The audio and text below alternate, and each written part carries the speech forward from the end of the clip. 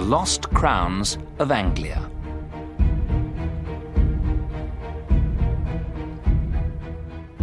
Seaburgh is a small town by the sea on the east coast of England. This part of England is called East Anglia. I went to Seaburgh for a holiday in 1919 with my friend Henry Long. There were few visitors in Seaburgh that year. There was only one other visitor in our hotel. His name was Paxton. Paxton was a tall, thin young man. He looked worried and unhappy. One evening, when Henry and I were sitting in the hotel lounge, Paxton came up to us. "Excuse me," said Paxton. "I must speak to somebody. Something strange has happened to me. I'd like to talk to someone about it. May I talk to you?" "Of course," I said. "Please sit down and tell us about it." "A few days ago," Paxton said, "I went for a walk to Preston. Preston is a village about 5 miles from here. I took my camera with me. The church at Preston has an unusual door. I wanted to photograph it. There are 3 wooden crowns on the door. The village priest came out of the church. I asked him about the 3 crowns on the door. The priest told me a strange story. Many years ago," said Paxton, "Anglia was a kingdom. The last king of Anglia died over 1,000 years ago. When he died, his 3 crowns disappeared. The people believed that the crowns were magic. They believed that the crowns were buried in different places. The crowns guarded the coast against enemies from across the sea. About 300 years ago, one of the crowns was found. It was secretly sold. No one knows what happened to it after that." "What about the other 2 crowns?" asked Henry. "The second crown was washed into the sea. It was never found again." "What about the 3rd crown?" I asked Paxton. "Was it ever found?" "I'll tell you about that," answered Paxton. "There was a family here called Ager. The people believed that the Agers were guardians of the 3rd crown. The last Ager died a year ago, in 1918. He had no children. I found his grave in the churchyard. I wrote down what was written on the gravestone. William Ager, died the 21st of December, 1918, aged 28 years. Later, I went to the bookshop in Preston. By chance, I found an old book dated 1740. Inside it were some lines of poetry. "Nathaniel Ager is my name. I own the hill above the sand. All Ager's duty is the same, to guard the crown that guards the land. When I am dead and in my grave, and all my bones are rotten, my sons shall keep my name alive. It shall not be forgotten." I bought the book and walked back towards Seaburgh. I found the house where William Ager had lived. The house is halfway between Preston and Seaburgh. Above the house is a small hill. There is a circle of trees on top. I knew that this was the place. "The place for what?" I asked. Henry and I were becoming tired of this long story. "The place where the crown was buried," said Paxton. "And did you find this crown?" I asked in a tired voice. Paxton's answer surprised us both. "I have it in my room," he said. "Come and see it, then you'll believe me." Henry and I did not believe him. We thought that Paxton was not telling the truth. But we stood up and followed him. Paxton led us to his room. He opened a suitcase. Inside the suitcase was something wrapped in newspapers. He unwrapped the newspapers. There was a crown. The crown was made of silver. It was a circle of metal with 4 jewels. I put out my hand to touch it. Don't touch it!" Paxton cried, and held the crown away from us. "Why not?" I asked in surprise. "We won't take it from you." "I'm sorry," said Paxton. "It's because—" He looked round the room in a strange way. "Since I took the crown, I haven't been alone." "You haven't been alone?" Henry said. "What do you mean?" Then Paxton told us more of his story. "After I'd been to Aga's house, I came back here. I got a spade and a lantern. When it was dark, I went back to the hill above the house. I started to dig a hole at the top of the hill, in the centre of the circle of trees. As I was digging," Paxton went on, "I was sure someone was watching me. Once I thought I saw someone, but I wasn't sure. The person was always behind me. Once I felt someone pulling my coat. But then I found the crown. At that moment I heard a terrible cry behind me." "Who cried out?" I asked. "I couldn't see anyone," Paxton answered. "But I think I know." He pointed to a book on a table beside the bed.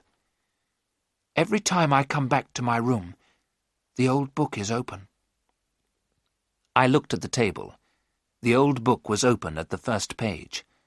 I saw the name, William Aga, 1890. "So you think that William Aga is following you?" I said. "But William Aga is dead." "It's the ghost of William Aga," said Paxton. "He won't leave me alone. He wants the crown, but he isn't strong enough to take it from me."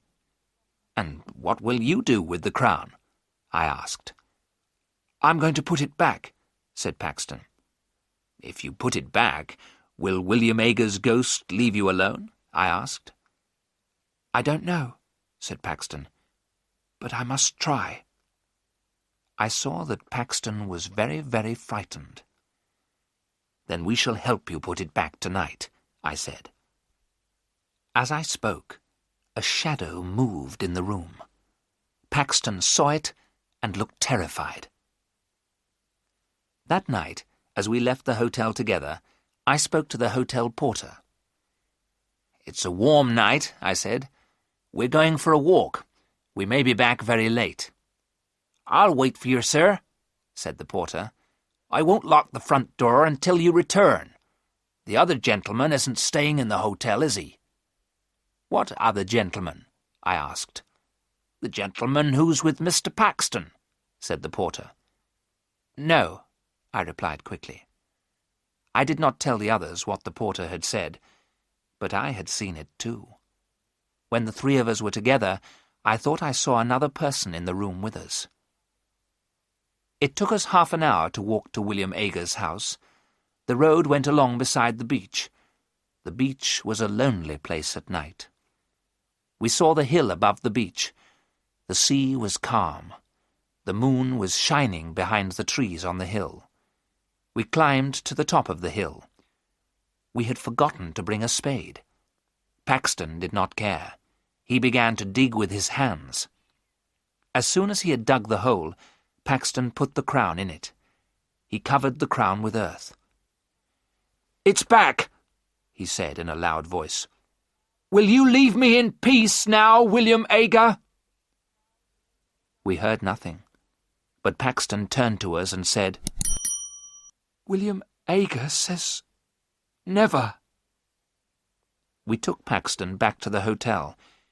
He walked in silence, looking down at the ground. "Don't worry," I said. "Everything will be all right tomorrow. We'll put you on a train to London. As soon as you're on the train, you'll forget all about this." "He'll never let me go," Paxton said. The next morning, Henry knocked on my door before 7 o'clock. "Let's go and have breakfast," he said. "Then we'll take Paxton to the railway station." I got dressed and went downstairs. Henry was waiting for me. "Have you seen Paxton?" I asked Henry. "He's not in his room," he said. "I thought he was with you." We went quickly to the porter. "Have you seen Mr. Paxton this morning?" I asked. "Yes, sir," said the porter. "He went out a couple of minutes ago. In fact, I thought he was with you, sir." "With me?" I asked in surprise. "Yes, sir," the porter said. "I thought you were outside the hotel, calling for him. It looked like you, sir. But I was reading the paper. Something strange happened at Preston yesterday." "What happened?" I asked. "A grave was opened at the church," the porter said. "The bodies disappeared." "Whose grave was opened?" I asked. "A man who used to live here," the porter replied. "A strange man called William Ager." Henry and I ran outside. Paxton was on the beach. He was walking quickly and waving to someone. We could not see who he was waving to. There was a thick mist coming from the sea. As we ran after Paxton, the mist became thicker. In a few seconds, we could not see Paxton, but we saw his footprints in the wet sand. The marks of his shoes were clear. There were other marks in the sand. They were made by someone who was not wearing shoes. The marks were strange. They were the shape of feet, but they were feet without flesh, only bone. We called Paxton's name. We thought we heard Paxton call our names. Then we heard a long and horrible scream. I shall never forget the sound of that scream in the mist. We stopped. We were afraid. We did not want to meet the creature that Paxton had met. We both knew that Paxton was dead. We walked forward slowly. A few yards away, we found Paxton's body. His mouth was full of sand and stones. His neck was broken. We heard a strange laugh in the mist. It was not the laugh of a living man. Henry and I were terribly afraid.